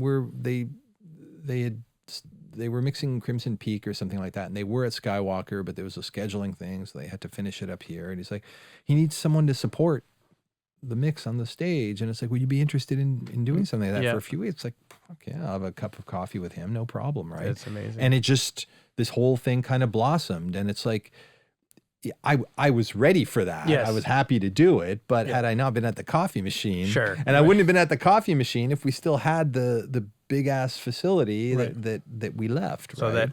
So that failure, I think everything is leading up to that luck, you know? Yeah. But the thing is, had I shit the bed on that gig, then it would have gone very, very differently. Right. Because you're exposed very quickly in an environment like that if you don't know your shit. Right. So you didn't need a facility to do what your job in full. Like the Well, facility no. you had wasn't. No, and that's just it. And that's what's so funny is that, you know, you go back to the film days where you needed all this infrastructure and machinery and, you know, room like to do things. It's like we have this gift of nonlinear technology and these workstations and, you know, entire productions that are done on phones and laptops.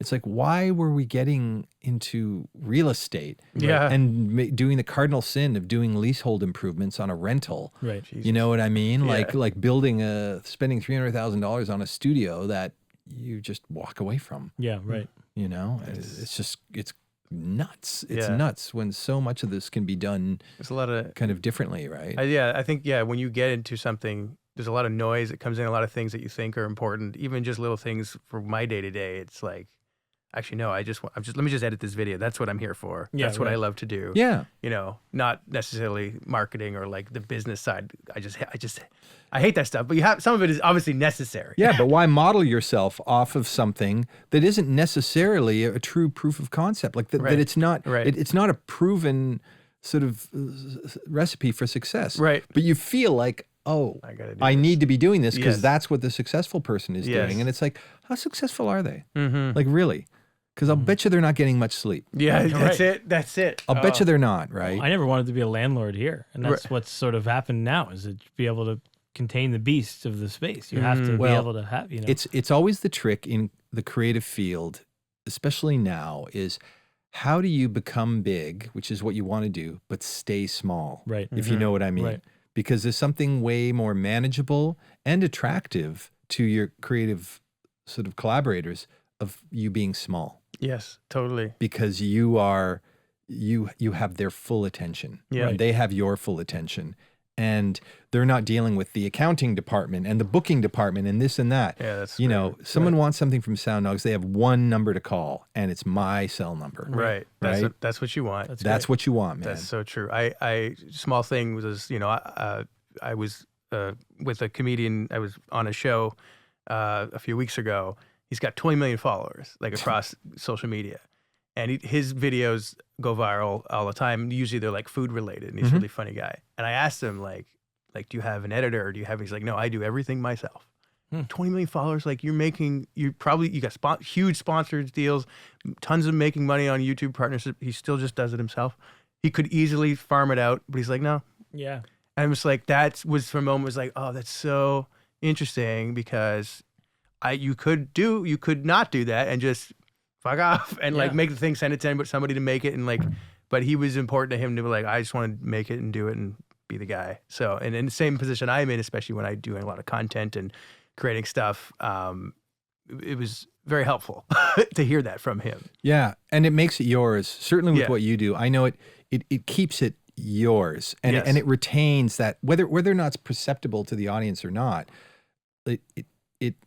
It just keeps that character, right? And it doesn't change into something else. It doesn't become homogenized because someone else is doing it. And you may double your followers if you farm it out or do this and that and the other thing. But I don't know, man. There's this sweet spot that you'll always look back on and go, oh, man, it was great then. Like, things were simple and they were awesome. That's You know, and this doesn't help again with your show. Well, no, because it's like everything's roses, right? Everything is but great. But I did tell a failure story, so that's important. But you were saying, the point I think to take from it is that you're saying, even when you are big, maintain the small thing. Stay small up here, right? And like in here. And it's hard. I mean, as you take on these big monsters to feed, it does get difficult. And there are times where it's sort of like, I feel like, man, we've got like 4 teams working now, and there's all of this stuff going on. But again, the trick to that is to, if you're surrounded with good people, they're going to make you look really good. Totally. And you just need to be ready to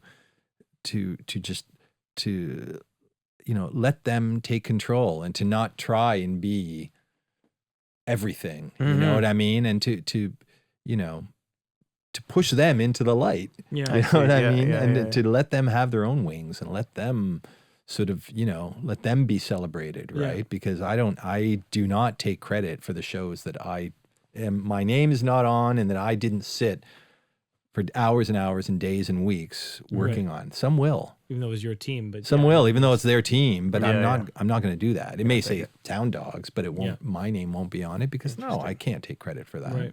Right? It's not something I did. Well, I think to what you're both saying there is that like when you're appearing small, and this sort of goes back to something we've talked about before, but that triangle that we always refer to, good, fast, and cheap. Good, fast, and cheap. Right? I love that. And he said Holy something Trinity. great about that. I'd love to hear if you can remember what you said. It was great. I wrote it on my walls. It's so good. You can have two. Well, yeah, but he said that in that triangle, good is always the constant. Yeah. He said there's never the world. good is the non-negotiable. Yeah, it's always good. And I love I'm not this. saying it is that way. I'm saying it should. If you're a sensible person at all, as soon as you drop the good, you're lost. Yeah, That's sure, right. of course. That's right. But you're there are lost. people that do fast and cheap. And it's not.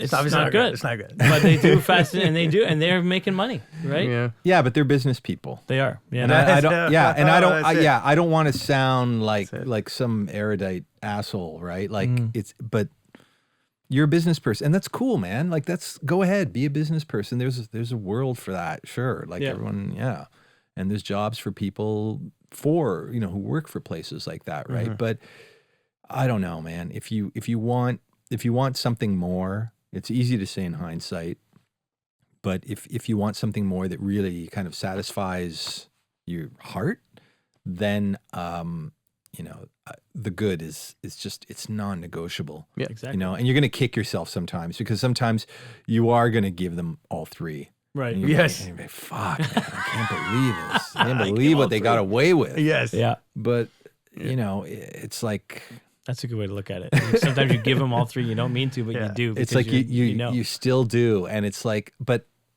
I don't do it so much anymore because I don't have the time. But there have been times when I've done it, and it's like, look, dude, you mortgaged your condo to make your movie, right? You mortgaged the place you live to make your movie for your feature for $80,000, and you come to me and say you want to give me like whatever 7% of that to do the sound on your movie, which is an embarrassingly low number, right? Yeah.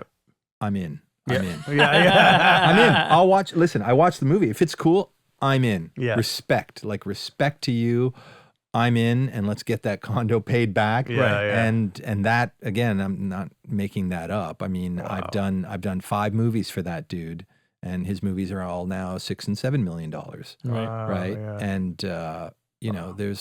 And they've got they're stars in these movies. There's like, people and we know that are in these movies, but it's like, and he's still kind of doing the same thing as a producer, right? But we have that relationship now where we're right. But because you trusted him. Yeah, he knows what I did, and we trust each other, and I know he's not going to steer me wrong, and he knows the same thing, right? And he's paid me back for that month, right?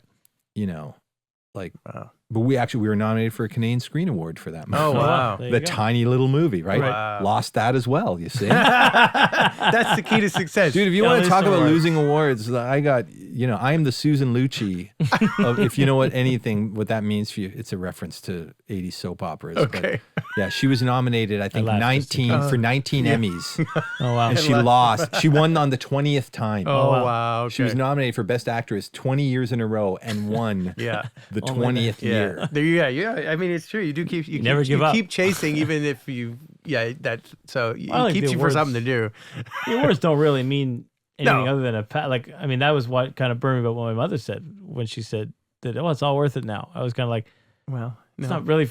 That's not even a marker of success. No. They're kind of a construct. Yeah, especially since they are in a way, right? Because it's an industry congratulating itself. That's right. For the most part, right? Like, I mean, it is to different degrees, and I don't, I'm grateful, obviously, for being recognized and having our work recognized. It's fantastic. It's what a lot of people sort of they really wish for, but in the end, it's sort of it's a nebulous kind of thing, right? It's just taste driven, which is so hard. It's like judging figure skating. Like, I don't know, why is it even in the Olympics? Right. You know what I mean? It's a creative thing. Like it's it's so taste driven, you know what I mean? Right. Like, what's the best wine? I don't know. Like, some like sweet, some like dry. I don't know, right? That's so I true. like the award concept just because it gives you, as a business person, it does give you something like a goal to of go some off kind. of, right? You're like, okay, if I have this, it's going to allow me to charge more. Hey, man, it's nicer to be nominated and win than to not be nominated. Totally. It's Exactly. always nicer just to be nominated, right? Right. Absolutely. It's great. Yeah. It's just Extra- don't let it be the don't Yeah. let it be the Yeah. end game. Yeah. It's a nice paperweight. So you got a lot of paperweights. Yeah, that's it.